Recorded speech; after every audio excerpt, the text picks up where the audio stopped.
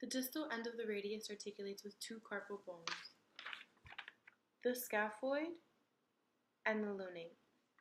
This articulation forms the radiocarpal joint.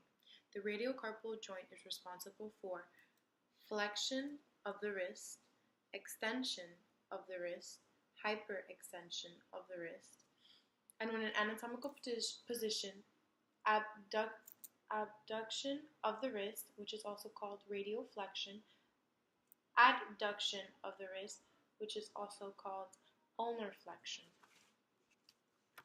The rest of the carpal bones together, the trapezium, the trapezoid, the capitate, the hamate, the pisiform, the triquetrium, the lunate, and the scaphoid, here articulate with each other, and they form the intercarpal joints.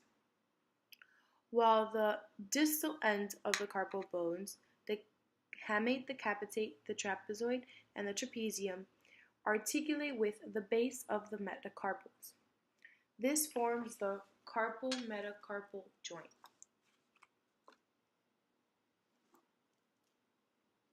The carpal-metacarpal joint of the thumb is responsible for extension, flexion, hyperflexion, adduction, as you can see, abduction, and opposition.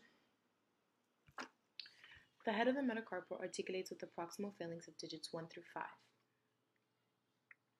This articulation forms the metacarpal phalangeal joint.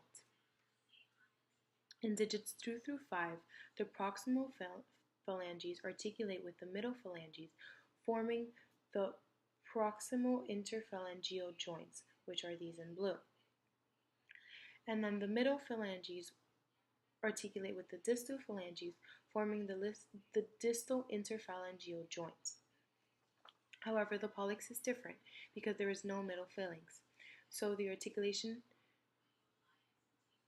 interphalangeal joint forms from the articulation of the proximal phalanx and the distal phalanx. The metacarpal phalangeal joint is responsible for flexion at the knuckles and extension at the knuckles, while the interphalangeal joints are responsible for the flexion of the phalanx.